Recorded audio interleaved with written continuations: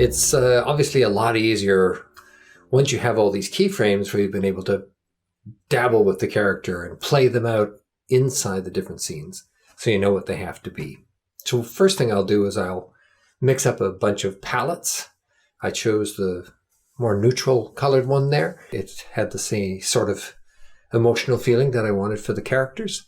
And with all of my keyframe images around me, I start to just jump in and ask questions. Here I have a fish out of water, stranger in a strange land. He's a robotic creator in a world that doesn't want robots anymore, and now a world that has no people. And he's a thinker and a mad scientist, but, not crazy. So how do you show all of that? How do you show the thinker, and how do you show the stranger in a strange land?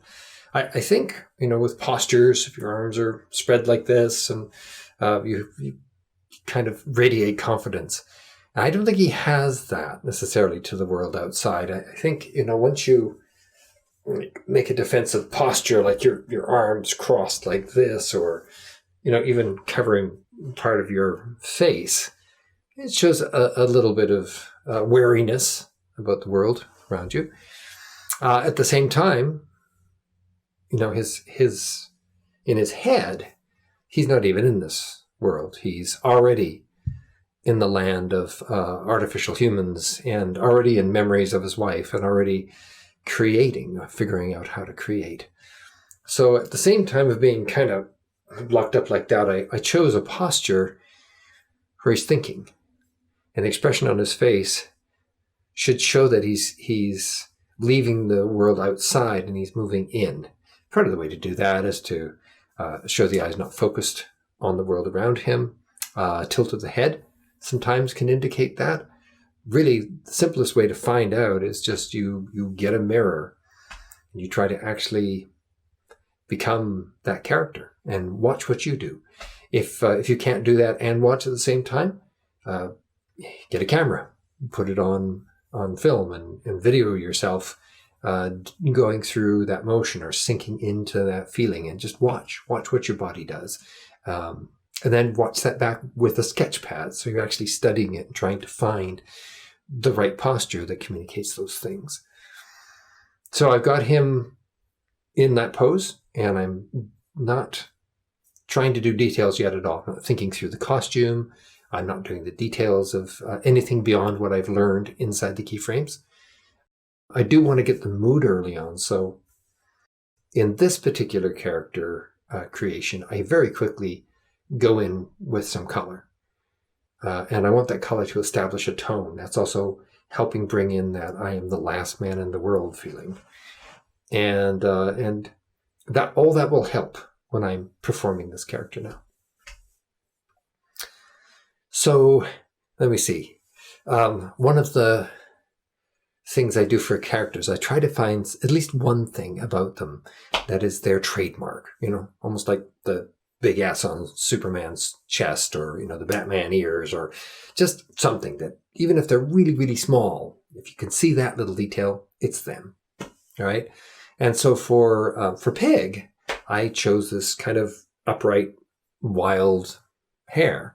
That's not a popular Western style. You might see it more in the pictures of classic Russian artists and authors, and just something that says that he's maybe from a different time, different place. But that's always going to be his icon, that very upright. And to help with that, I'm going to give him a very long face, very much as I did in the keyframes. And I was thinking of someone like Tom Waits, someone like Ron Perlman, someone like a lot of the Russian authors and painters that I admire, portraits of those very elongated, strong-boned faces. And it's just taking elements of those, synthesizing those together. I like to say that when you're creating a character, that really what you're doing is stitching together pieces of things from a memory, from faces that you know and have seen, faces you are attracted to, that create something passionate inside you. And then once you've got them all stitched together, you reach inside and find something in you that is also in that character. And you put that inside the body and zap. It's the lightning that brings the monster, the Frankenstein monster you've created, to life. So there's something of me in here too. And to help find that, I actually took a camera and had someone photograph me kind of in costume, pretending to be Pig in various different parts of the story. And a lot of what I saw there and took from there was lighting cues and very subtle expressions on the face. The mouth that might be pressed together with a half smile, as if you know a joke that everyone else doesn't. And I did lots of studies, lots of sketches from those drawings, so that I didn't have to constantly go back and refer to my reference. They were there in my library in my mind, nice and fresh, because I've just sketched them down. And if I really need to, sometimes I'll put my sketches around the table, because I would have drawn the things that stuck out to me, the things that were really important. And it's easy to pull from them. Now I block in everything all together. Generally, in any kind of painting, any way I approach it, I try to get the big shapes. I use the biggest brushes I possibly can to start with, or if it's pencils, the softest pencil I can, and just block in areas so that it's almost like a camera focusing in on the subject, and you can relate one area to another, including the background. That's why I wanted to get something in there as close as possible from the beginning, so you can judge it all against each other. And once I have enough of it blocked in, I will zero in on probably the area of greatest interest, the one that matters the most, which generally is the face and the head, and then down to the hands, and then across to the rest of the body. So once I've got it blocked into the stage, I'm going to zero in on this head and try and sculpt it. And a weird thing happens when I do that often. The thing grows. The more attention I pour into something, the bigger it tends to get. And if that's a drawing, that can be a traditional drawing, that can be a big problem, because you either have to draw it, figure out what it is, and then erase it and redraw it smaller, or you have to put that aside and draw it again with the head to the right proportion. The nice thing about doing this digitally is that I can simply lasso any area, shrink or enlarge it, and put it exactly where I want it to be. That's the main thing. When people have a debate about whether traditional or digital or any other medium, pencil versus oil paints versus watercolor, you get something from each one of those, and you have to put up with the limitations of each one too.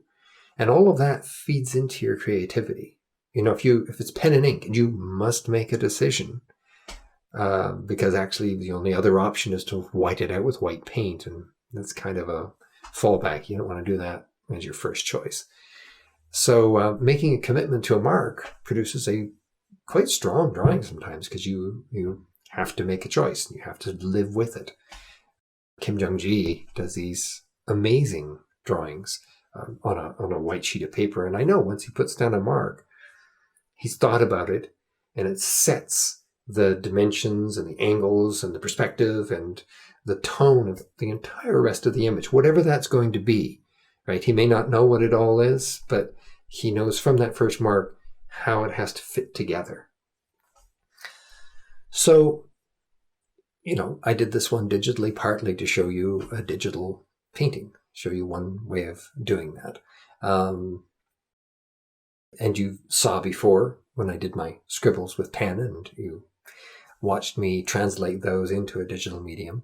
I don't actually have much of a pencil demo. I did some early drawings for you to see how that would work. But the big difference is that you simply can't change sizes of things. You can't do variations. The really wonderful thing about digital is the ability to do lots of different variations. The really terrible thing is the ability to do lots of variations and not committing, so you make mush. However, as you just saw, I just reduced down the size of that head. I got a head that was going in the right direction. It's kind of the right feeling. Now I'm back to the right proportions for that body. And not sure what expression I want on his face there too. You know, he's having a little internal moment here. So at one point I close his eyes completely, see if that works. But I don't want him to be asleep or look sleepy. So I half open them back up again. Remember, all of these things that I'm trying are not trying because I want to make a cool image. I'm trying it to answer that story point. Who is he? How can I encapsulate that in one image right now so that I have that to show people if I'm making this into a movie or to an audience, if I want them to get to know him? How can I encapsulate that in one character painting that will tell you exactly who he is? So the half smile, the half opened eyes, the crazy hair, the almost, thinker posture that he's got, the standing up thinker posture based on Rodin's The Thinker. All of that's putting him in the right ballpark. And then ironically, the gift that I got, the part that is the creative gift that you didn't think of, was when I was doing my palette and imposing that over top into this figure. What I got was this big band of bright light behind him.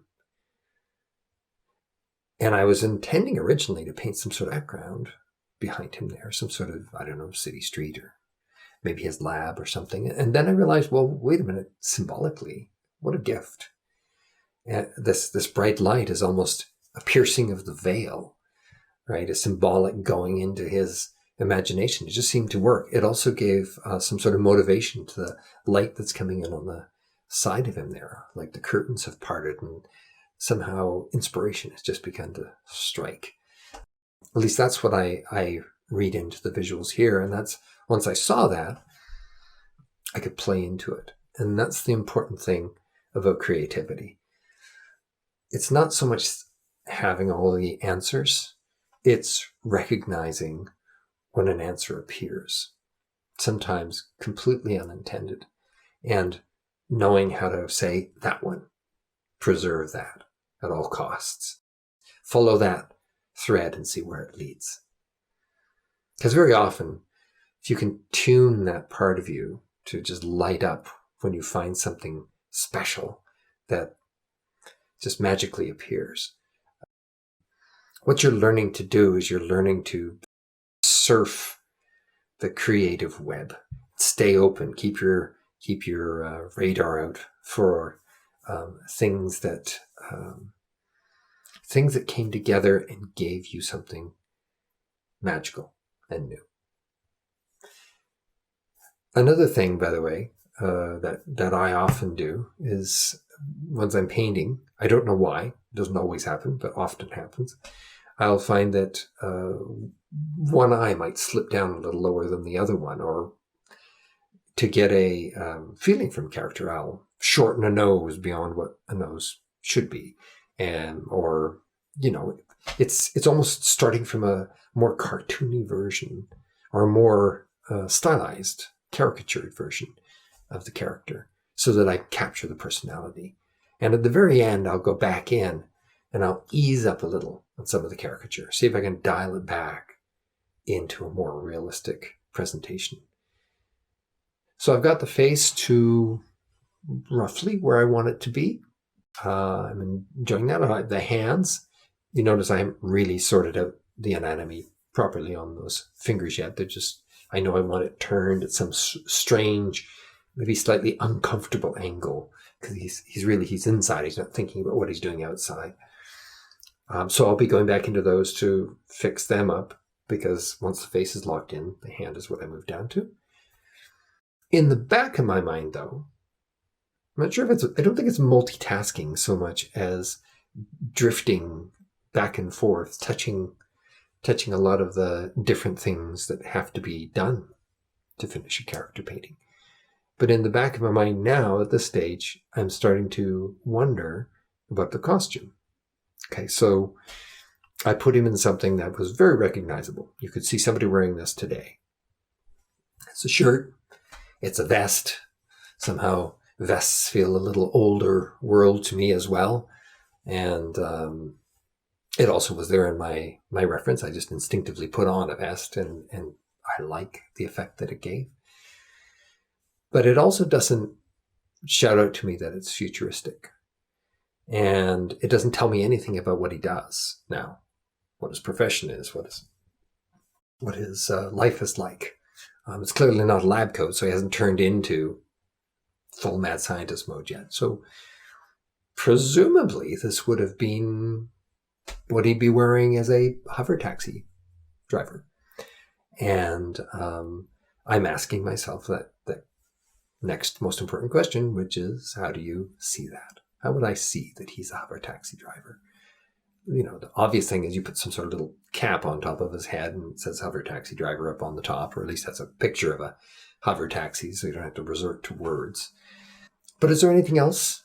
Anything smaller, more suggestible that could hint at the future and hint at hover taxi driver?